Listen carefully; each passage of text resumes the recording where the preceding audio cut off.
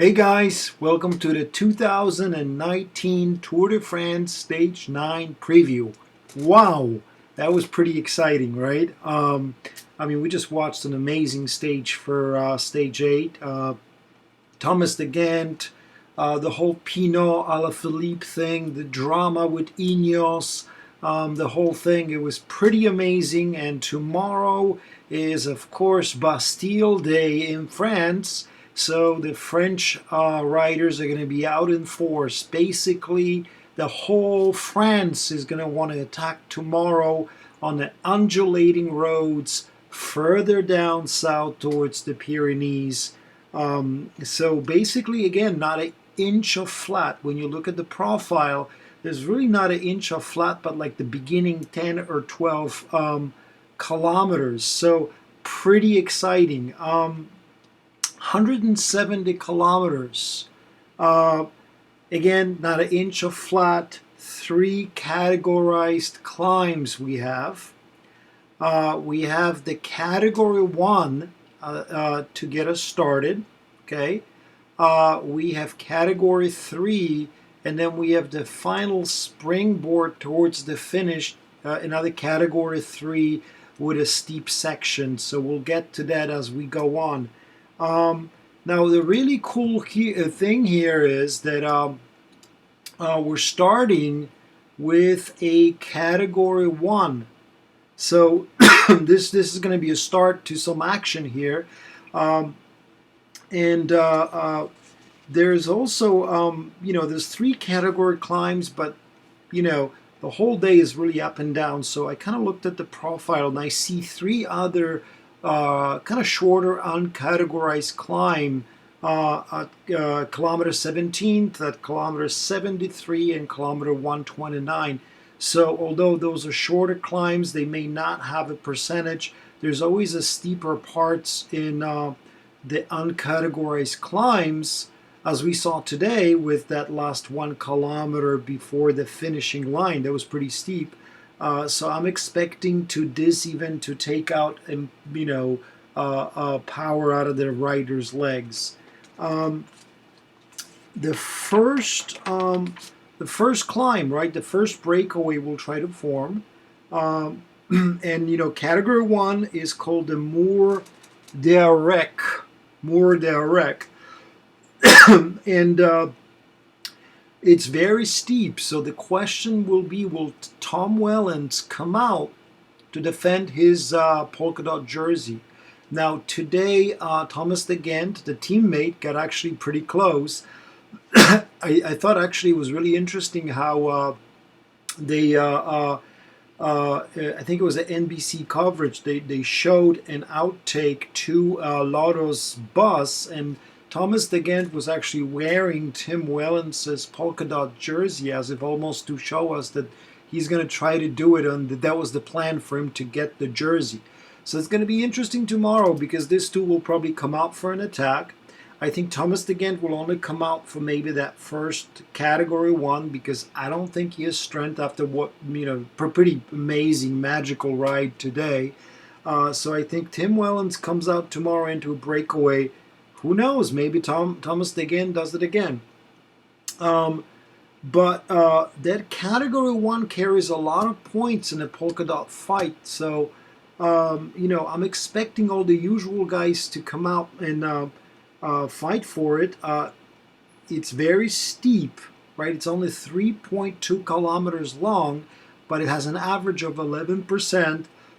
And again, it's very steep. The first kilometer is at 12.4% average, with pitches to 19 and 20 and 16%. Second kilometer is 15.2%. 15.2, very steep. And kilometer 3 is at 12%. So although it flattens out in the middle to about 7%, in the beginning 500 yards is also not that steep at 6.8%. It's a beast of a climb. Just too bad it doesn't come, at the end of the stage, but we have a nice climb at 13K, 12.5K left, similarly to today. So as far as the break, who will make it? I'm expecting, usual guys. Xandro Martins, right? He's in a fight for the polka dot jersey. He'll probably be out there. I'm curious about Nibiali, whether Nibiali will come out and fight. He lost again a lot of time today, but I think that's kind of on purpose. So he may be out tomorrow, try to win the stage. I'm wondering where Valverde is, right? Struggled a little bit today, made it with a main group of favorites, but I'm wondering where his form is and how Movistar will use him, whether he was going to be, super domestique for Landa and Quintana. Um, I'm really curious whether Greg Van Avermaet will come out for a long break tomorrow. He is one of the fastest guys in the peloton, but he's not as fast as Sagan and Matthews, even in a limited sprint group situation. So we saw it again here today. He came in the top 10, but he just didn't have that fast. Sorry, guys. Didn't have that fast finish. So I'm really kind of curious where he will go. Rui Costa is another interesting prospect for early breakaway. Dylan Tunis, where is he now after his win at Planche de Belle? Ciccioni, what is Ciccioni going to do? So, I mean, there's several guys. I'm expecting for pretty much the entire France to come out and attack tomorrow for Bastille Day. So, of course, maybe Calmajan, right? We haven't seen him lately. Warren Barguil would be a good one, the champion of France.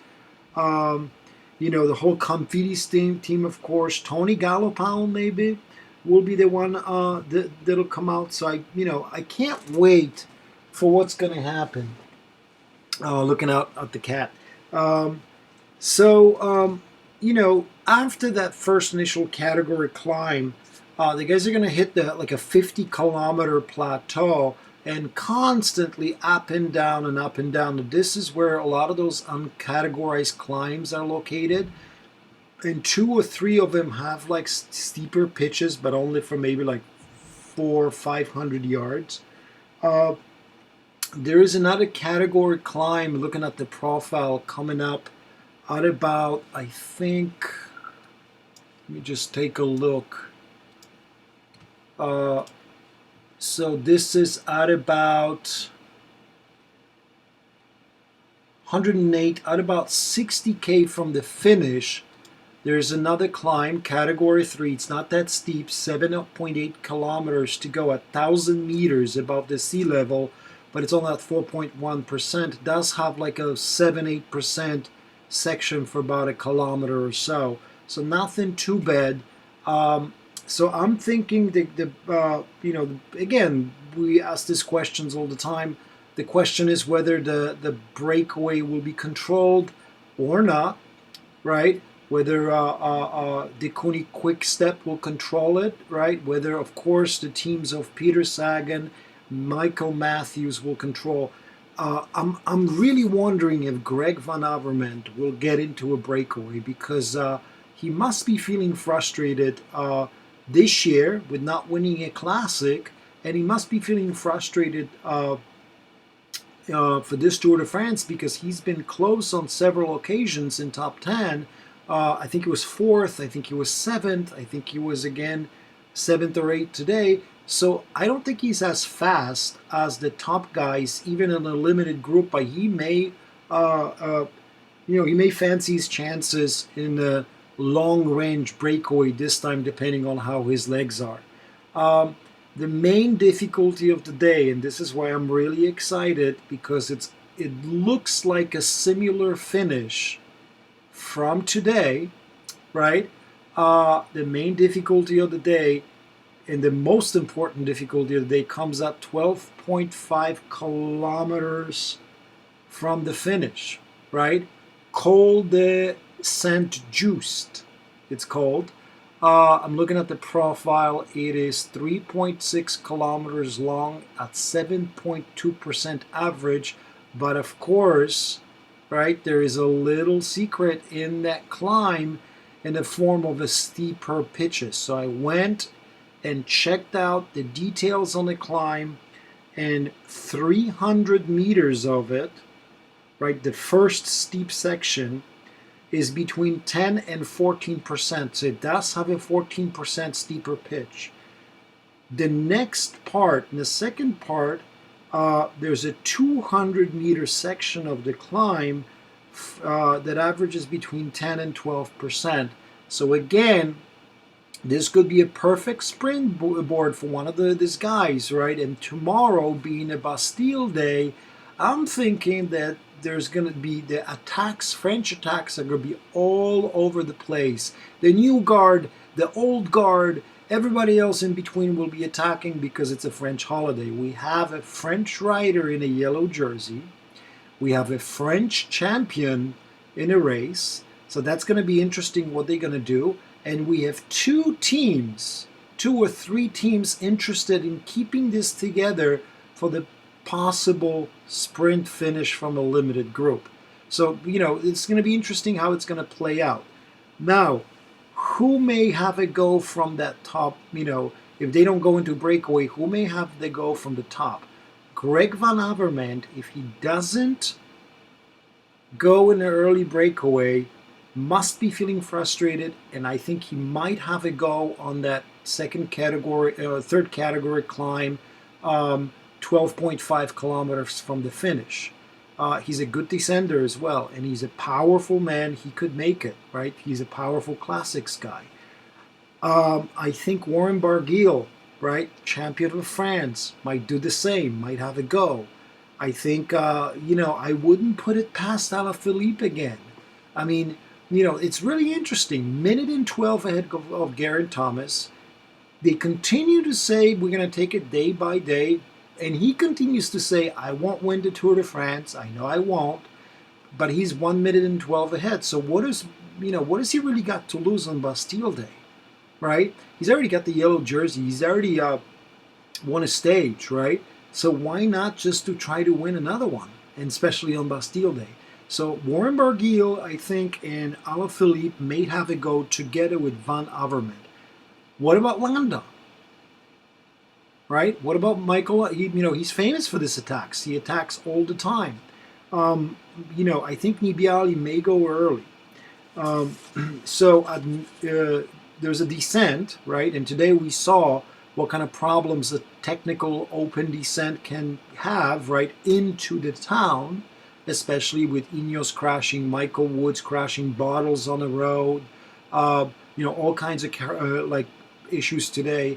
There is a similar issue with a descent early on. It's fairly technical, it's open, and it goes through town, right? So the road gets really narrow as they go through this old, French towns. And at 9 kilometers to go, what happens is they come off the hill and they go up, and there's like a quick change of pace.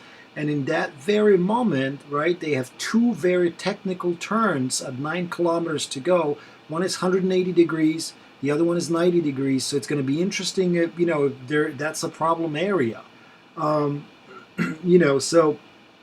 again, French guys, right, will Pinot have a go again?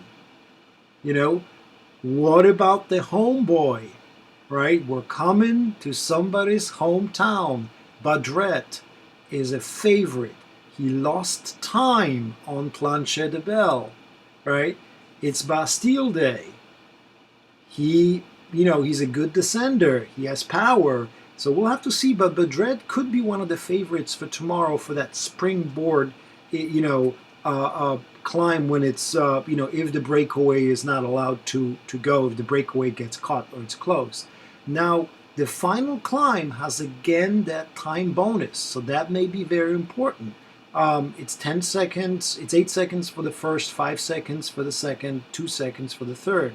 So that could be an incentive too. Remember, we have time bonuses at the finish, 18 seconds, right? Somebody could get 18 seconds for the win and for getting first at that climb. So that's a lot of time, right? Pinot will again fancy his chances because if he gains another 20-25 seconds, he has a 26-second advantage over Thomas. Then that's starting to dip into the whole time trial thing, right?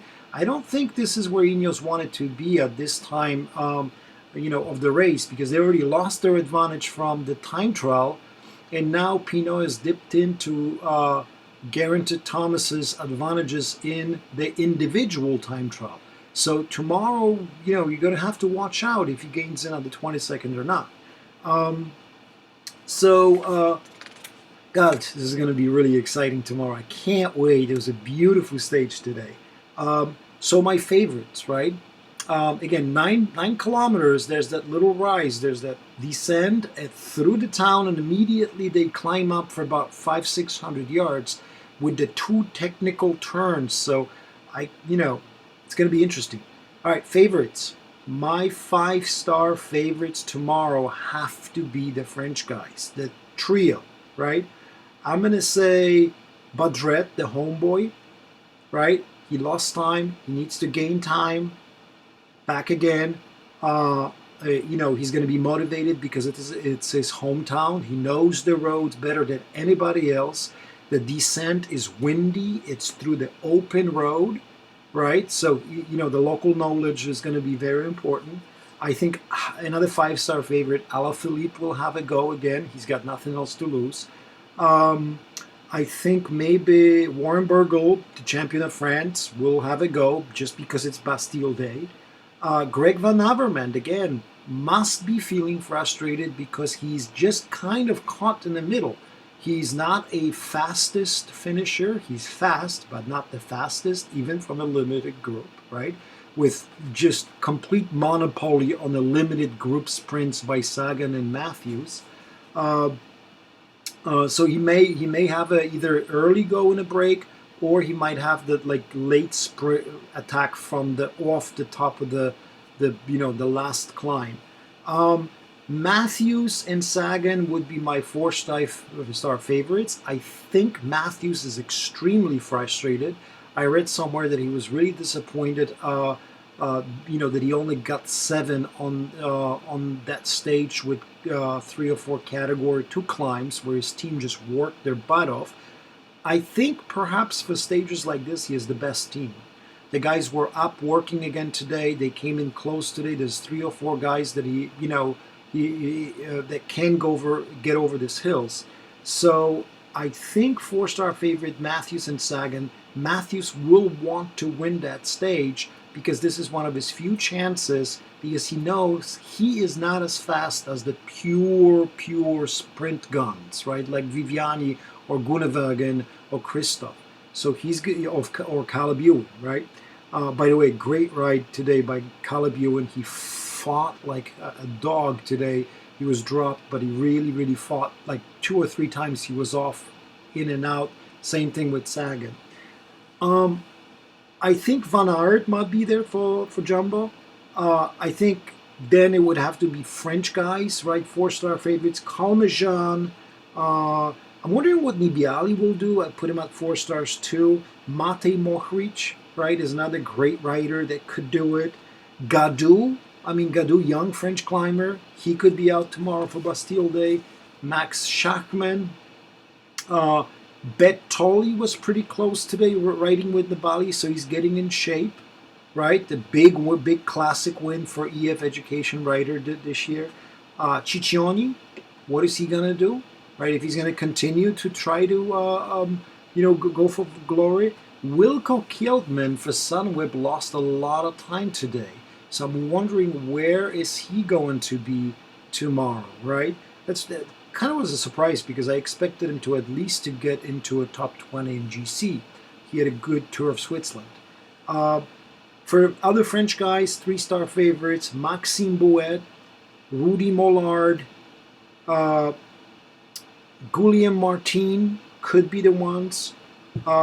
So out of the pool of favorites, I have 5. I have Warren Barguil, I have Alaphilippe, I have Van Avermaet, Greg Van Avermaet for CCC.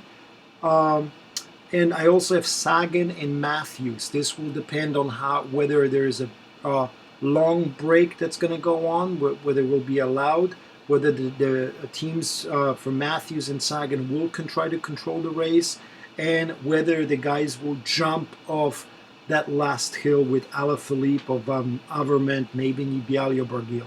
But my five top favorites are Barguil, Alaphilippe, Greg Van Avermaet, jeez, Sagan, and Matthews. What should I say? My top ranked favorite, and I didn't get it right today. So I am 5 out of 8. I got 5 right and 3 wrong. I was pretty right today because I predicted the Ghent going and Demarchi going, and I predicted Alaphilippe. No, I predicted Lutsenko, but Alaphilippe was close. So can't get everything right 100%. But out of those 5, who should we pick? I'm gonna 6 out of the 6 because I think Badret will have a go. Boy, it's just so tough, right? So tough.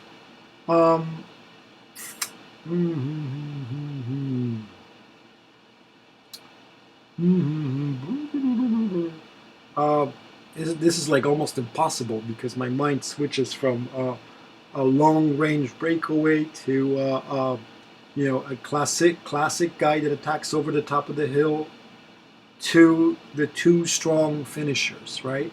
So I will say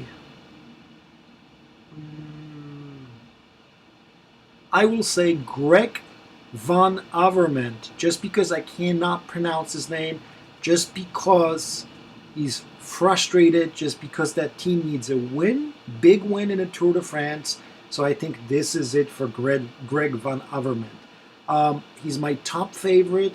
If I were going to pick again, my second guy, I think Michael Matthews, just because I'm pulling for him, because he was so disappointed. He needs a result, and I'm just pulling for, not only for Michael Matthews, but I'm pulling for that team because Sunweb has done a crazy amount of work right there, and they just simply deserve victory.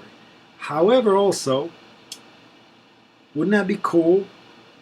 Wouldn't it be cool if on Bastille Day, the yellow jersey, French yellow jersey, or the French champion would win, right? So don't discount Alaphilippe, don't discount Warren Barguil, and do not discount Badret, the local boy. All right. If you like the preview, comment, hit like. I'm going to be doing these videos again, pretty much all Tour de France, and hopefully this is the start of something good. Maybe I can start a cycling channel. So hit subscribe if you like what I'm doing. If you have any question, leave me a comment. Right? I always love to discuss about basically all cycling, all Tour de France. I'm the biggest fan. Right? So thanks very much, guys. And I can't wait for tomorrow. What is going to happen tomorrow? What do you think? All right. Thanks a lot. Keep riding.